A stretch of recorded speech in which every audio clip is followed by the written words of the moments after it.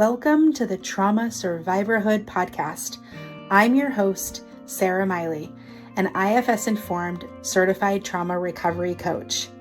This show features interviews from survivors all over the world as they share their impactful story of thriving in their post-traumatic growth. We explore resources, tools, and coping skills to support the trauma survivor community. Enjoy. Welcome back to the Trauma Survivorhood podcast. I'm your host, Sarah Miley, a certified trauma recovery coach with Full Circle Wellspring. I have with us today Ania Hamala. Thank you so much for joining us. She is a world-renowned spiritual mentor, a plant medicine facilitator, intuitive healer, and entrepreneur whose life journey is a testament to the power of self-discovery and manifestation. After breaking free from an unfulfilling corporate career, Ania embarked on a transformative global odyssey that opened her to ancient healing modalities and her true life's purpose. Today, she draws from a multitude of certifications to help thousands of heart-centered individuals align with their highest potential. Her insights have been featured across major media outlets. She's also a two-time best-selling author of Rebel's Guide to Spirituality and Women Gone Wild, the Wealth Edition. She's also the founder of Expansion Alchemy. With an intuitive artist's eye for beauty and passion for uplifting others, she fuses her business savvy and metaphysical gifts. Her mission is to impact lives by empowering people to manifest their deepest desires through radical self-love, spiritual awakening, and entrepreneurship. Ania, thank you so much for joining us. We have so many great topics to chat about today. Let's start from the beginning. How has your journey been to where you've come from to now where you are? Yeah, first off, thank you so much, Sarah, for having me. I'm super excited to be here. So like Sarah mentioned, my name is Ania Hamala, and whoa, what a roller coaster of a ride it really has been, as for many people, but I'm so grateful for all the ups and downs. So my life started off really trauma-based, as many other people's as well. So I had to grow up very quickly. We were immigrants coming to the US. I'm from Poland, originally born there. My parents are from there. And I was the first one speaking English. My dad was in a work accident when I was 10 years old. So because of that, because I was the oldest and the only one speaking English, I had to go to all the law offices, doctor's offices, and just learning things no 10-year-old should really learn, which caused me to have to grow up really quickly. I started working in corporate America when I was 17 years old. I tell people I've had multiple careers at this point, multiple lifetimes, but I've started really, really young. And I graduated university at 19, my second bachelor's at 22, and I started making money really early on, which led me to work in corporate America. And I got so burnt out. Not only did I have trauma with my dad and stuff that was going on at home, being the caretaker for my parents, but also stress, anxiety. I was 19 years old. I was working in corporate America, making more money than any of my friends were at the time, and just spent it all on the wrong things, really going into alcohol, drugs, partying, and just subsiding and like numbing all of the pain that I really had, anxiety, depression, insomnia. I was going blind. Doctors couldn't figure out what was wrong with me. I couldn't eat any food. I was allergic to almost every single food possible, but it was all stress related. One day I woke up and I'm like, you know what? My health is the most important thing. Western medicine is just not working for me. I'm sick and tired of being on antidepressants, on sleeping medication, and just all of these things that wasn't really working. That was just covering the Band-Aid up pretty much, not getting to the root causes of what was really going on. My health is the most important thing. If I don't have my health, I don't have anything else. So one day I woke up, I walked into my manager's office, I quit my job. Within those 2 weeks that I put in my 2 weeks notice, I sold my car, sold my apartment, put everything in storage, bought a one-way ticket to Thailand. And that's when my healing journey really started.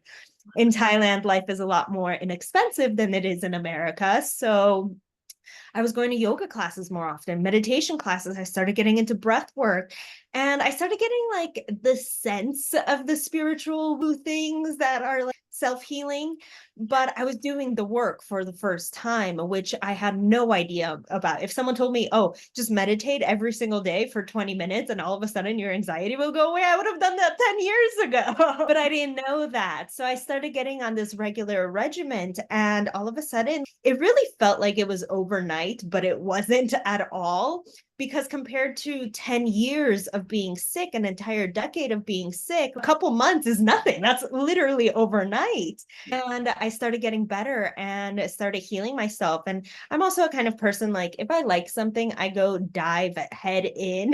So I started learning all about EFT tapping, the law of attraction, breath work, all these things that are working for me. I want to study this more. This is actually working. And if I can heal myself, I can help other people heal as well. So that's kind of how my path started. Started off in Thailand, traveled to Europe, and then I ended up in South America because plant medicine was calling me. And that just opened up a whole nother world of healing and trauma and so many other things. And now that's one of the things that I do now as well. That's amazing. Your journey and mine sound very similar. I haven't yet to go to Thailand, but just like diving into your own stuff and then realizing, oh my goodness, like I've got to get this word out to other people, becoming a coach myself and getting into those kind of facilitator roles is like, Well, I think you that's have to kind give of it what, back. yeah, you have to get it back. Also, like, if you're not fully comfortable in your own home, in your own body, like, how are you supposed to help other people? So we all start with healing ourselves. And you're like, oh crap, this actually works. If Yes. this works, I can help other people feel good in their own bodies because, oh my gosh, it's so amazing when you feel so good in your body. It's so how, what is the, because obviously we're talking about like the Western medicine and the band-aids and the medications and things. What is the difference between the band-aids and actually going to that root cause? Yeah, so the Band-Aid, like a Band-Aid, it just covers it up. It doesn't get to the root cause of it. And don't get me wrong, time and place for Western medicine. Western medicine is great. It just covers up the things. Antidepressants, for example. I was on antidepressants for an entire decade and sleeping medication. Instead of going to the what is actually causing me to have insomnia for 10 years, let's figure that out. Let's figure out what the underlying beliefs are, what those limiting beliefs are, what is going on in your life, in your outside circumstances that is causing you to not be able to sleep, have depression, have anxiety. Okay, let's figure that out with all of these other modalities instead of giving you another pill, be like, oh yeah, like that's, you figure it out, just like everyone else is pretty much. But it doesn't get to that root cause. The root cause, okay, let's go EFT tapping, for example, one of my all-time favorite modalities. EFT tapping starts with a negative affirmation, and it reprograms your mind and your belief systems, the energy in your body, the movements in your body into a positive belief. I just did a really beautiful EFT tapping yesterday. And now what I do, I like mix my modalities as well. So like if I have a subconscious belief, I'll do muscle testing and I'll test myself before and afterwards as well. Then I'll do a tapping series and then I'll test myself afterwards. Like, okay, how really deep is this? What is my subconscious believing? Because my mind could be telling me one thing, but my subconscious could be something completely different. And we Yeah. have to get to what the subconscious believes. Yes, exactly. So I wanted to ask before we dive into some plant medicine, because that's a hot topic that I definitely want to chat about. These other modalities, like EFT, for instance, how are these used when a trauma survivor is moving forward in healing their actual original traumas from childhood, things that have actually happened to them? Because this stuff we know gets stuck in the mind and gets stuck in the body. So how is EFT? You've mentioned, breath work, things like that. How is that actually useful to trauma survivors who might be listening, going, huh, maybe I should try that? Yeah, so most of these modalities that I've mentioned, they are somatic.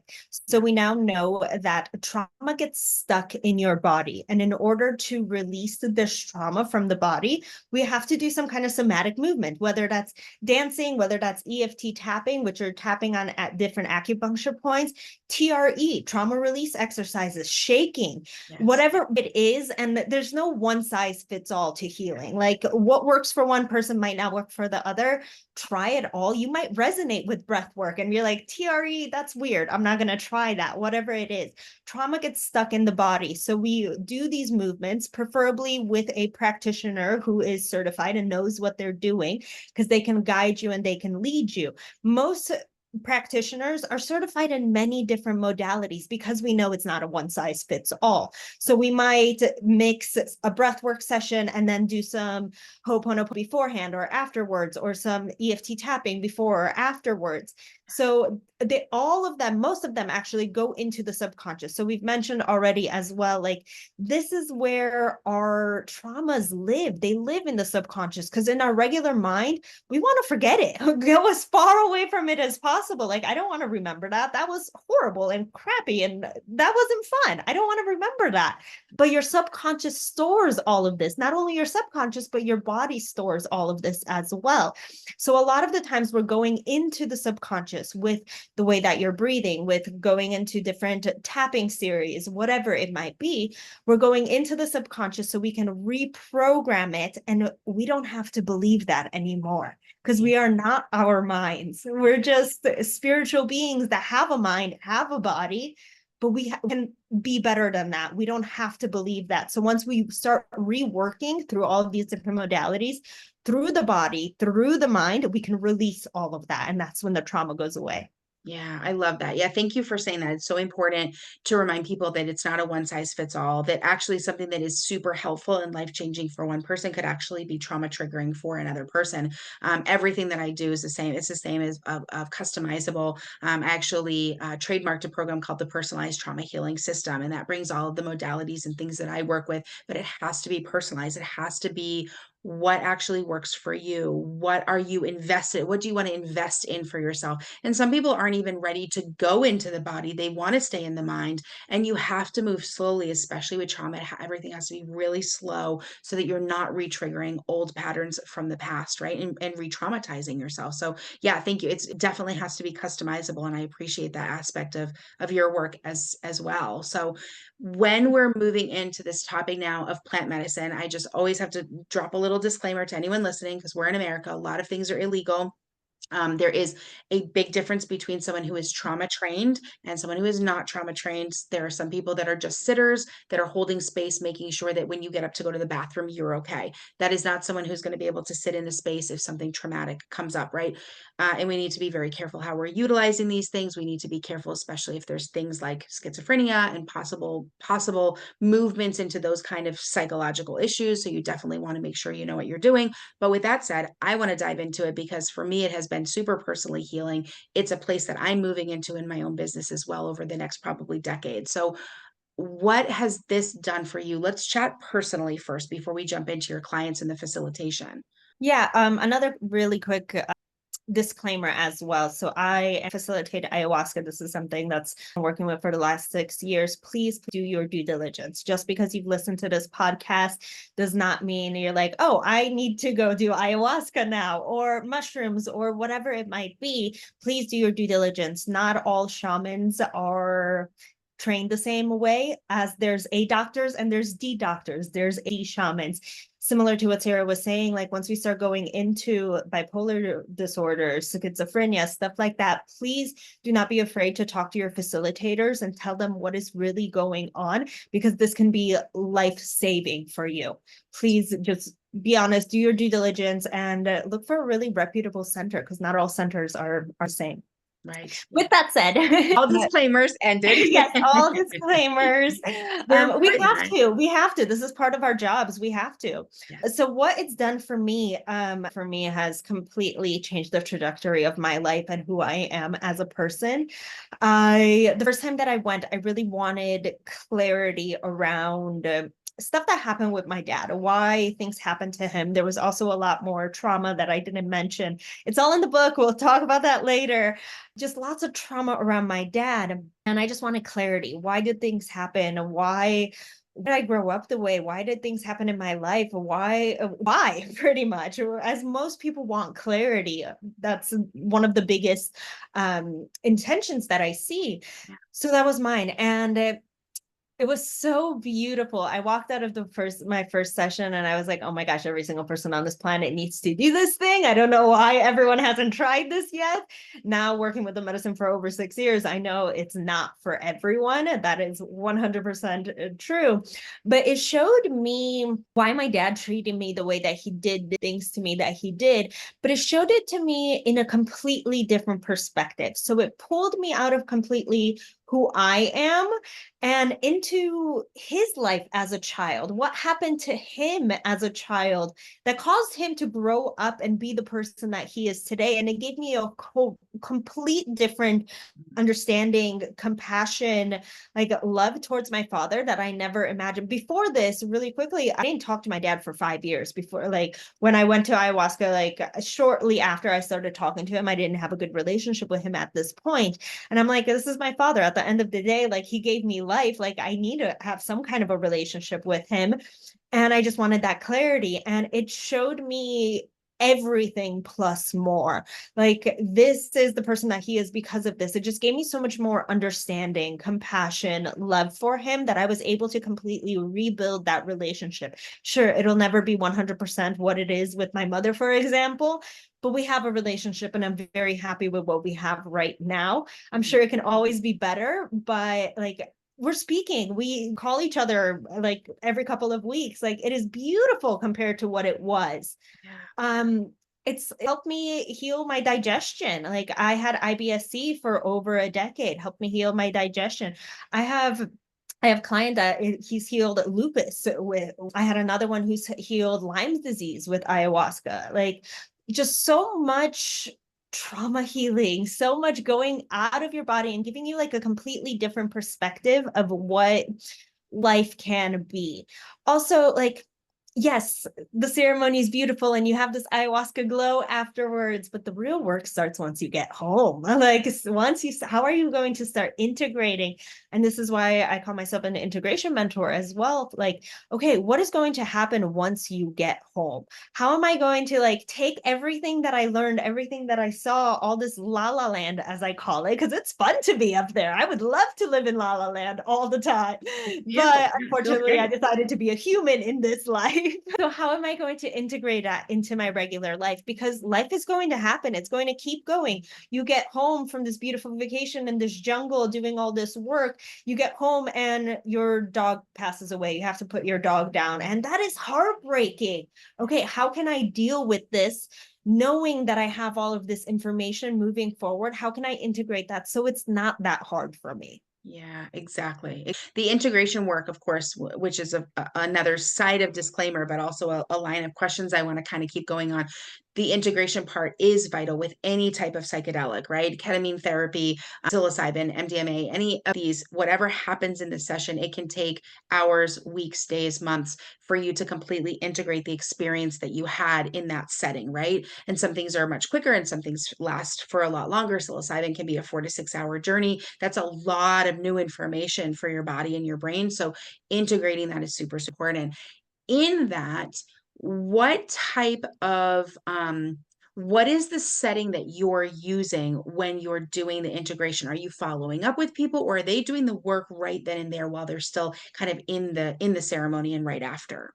It really depends. It depends on what kind of plant medicine we're working with, and also depends how long the sessions are. For example, if it's a week-long retreat, we do our first integration session right there. We actually start before it comes. I believe in pre-integration and post-integration, just to prep yourself for it. Because, like, for example, ayahuasca, again, like there's a lot of work that goes into it, especially if it's your first time. Like the unknown is scary. Like mushrooms aren't as scary for a lot of people because they're like, oh yeah, my friends have been doing this forever, but I heard this ayahuasca thing, you're gonna meet demons. Like I don't want to do that. So it can be scary. So prepping you beforehand and integrating, like setting your intention, that's part of the integration, setting intentions beforehand. And then, okay, how are we going to bring this all together at the end? So it really depends on what type of plant medicine it is and also what the setting is. For example, again, if it's a longer retreat, we'll start it over there and then we'll go home and follow up and we'll do Zoom calls calls, and then we'll do some sessions that are group sessions and then some individual sessions as well. Yeah, I love that. So intention setting is huge. That's before any type of plant medicine situation. Also, you can even set intentions when you go into your meditation practice. When you go into an IFS session, I'm usually setting some kind of intention. And now when you're in there, the medicine is going to do, but setting the intention kind of gives you some kind of prep work. When a trauma survivor is using plant medicine in this way, and they're using it as a utilizer to move forward in their healing or to find healing right in these areas, what would be some good intentions for them to be setting? Are they asking the medicine to show them things, to help them figure something out? You used it for clarity. What are some ways that those intentions are set specifically for trauma? Yeah, I would really sit in some quiet space, set some time alone by yourself with meditation, with journaling. And obviously every intention is going to be different depending on what that trauma is, what you're trying to heal. Really just sit with the intention in your heart. Be like, heart, please guide me with light and love. Please show me what my intention should be for this session. Should it be for me to open up my heart? Should it be for me to heal my body? Should it be for me to forgive someone? Should it be whatever it might be? And start building a relationship with this plant medicine even before you take it, because it knows you're coming. This medicine knows you're coming for it, especially if it's calling you. Like ayahuasca, for example, like they say ayahuasca will call you, and she will call loud. Like I literally vocally, and I'm not in like a clairaudient person at all, I vocally heard, you are ready for this medicine. Like she will call very strongly. So the medicine knows you're coming. So start building that relationship. Introduce yourself to this medicine. Mother Ayahuasca, my name is Ania. I am going to be partaking in a ceremony next weekend. I'd like a little bit more clarity on what my intentions should be, and come from your heart. Like start developing this conversation and always come from your heart, asking what it is truly that your heart desires, not what your mind thinks it desires, what your heart desires. Yeah, that's really beautiful. That's a really, really point. I appreciate that. Named that. I do want to dive into your book, your latest book, The Rebel's Guide to Spirituality. Tell us a little bit about this. Why did you write this book, and who should be reading it? Yeah, so Rebel's Guide to Spirituality, a little backstory about this one. So it was during COVID.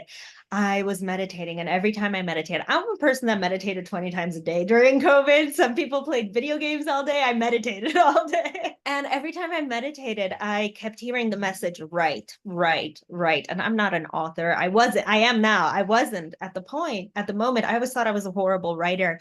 And I was like, what am I supposed to write? Like, I'm not a writer, like a social media post, a blog post, like I don't understand. And I just kept hearing, right, right, right. And like to a point, I was frustrated with source, with the universe. I'm like, what am I supposed to write? And I just kept hearing, right, okay, share more of your story, share more of your message. I was like, okay, I can do that. Again, a social media post, a blog post, I don't know. And I was on a massage table one day, and in pleasure, in my feminine, in receiving, and I heard A Rebel's Guide to Spirituality. I was like, holy crap, I'm writing a book. Like, oh my gosh. It just all clicked in that moment. Like I knew the title. I already heard like share more of your message, share more of your story. So Rebel's Guide to Spirituality is my journey into my spirituality and my awakenings and my healing, all of the trauma that I've been through, and the journey that I took to healing, self-healing myself. Not only is it my story, my personal journey, it's a guide. So after every chapter, there's personalized, there's tangible activities that you can take away, like EFT tappings in there, there's a Reiki healing in there, there's some meditations in there. After each chapter, you can start integrating into your own life all of these things that you're learning as well. I love that. I love that. Anya, thank you for sharing your life, sharing your story, and really helping drive home my favorite mission, which is healing is very possible, because you have gone from there to here. And it has seemed like a big leap, but there's been a lot of work in between. You've named a ton of resources while you were finding yourself. But is there a couple other that we should know about that were really helpful and catalyst in your healing journey? I've listed a lot. EFT tapping, my all-time favorite, plant medicines, fabulous, breath work. Again, not a one size fits all. Do try all of them. Like if you're attracted to all of them, there's astrology, human design, there's so many things. Try all of them and see what resonates with you, because it might be one thing that you couldn't even think of, but you read up on it and you're like, okay, I might be interested in it. And that's the thing that it finally clicks. And you're like, I love this. I need to get certified now. Try Yeah. them all. Yeah. You and I are so similar in that we just have used so many different modalities and treatments and therapies and available resources for people. And we've clung to some. I've let go of some other ones. But at the end of the day, there's not even just one thing that I would say is the absolute best, most important thing, because it's actually the mixture of them. Because like ayahuasca might come after you've done a bunch of your own healing work. And then now the ayahuasca is you just kind of sitting and integrating it. You might be using plant medicine for as the catalyst or as the integrator. There's so many different options that are available to people. So healing being very possible is really just the end all be all mission of this podcast. So thank you so much. Where can people find you? Where can they follow your journey, your story, find your books, find how to contact you? Yeah, so I'm on social media pretty much everywhere at Ania Hamala. My Instagram is Ania Travels, and then my website's aniahalama.com, and then everything is just linked on my website. Love it. I appreciate you so much, Ania. I will have all of that linked up in the show notes below. They can find you, they can reach out and get your book. And thank you so much. Have a great rest of your day. Thank you so much, Sarah. It was a pleasure. Bye-bye. Thank you for listening to or watching this episode of the Trauma Survivorhood podcast. Please subscribe, like, share, and follow. For any information that was discussed in this podcast episode, check out the show notes below. Until next time, be well.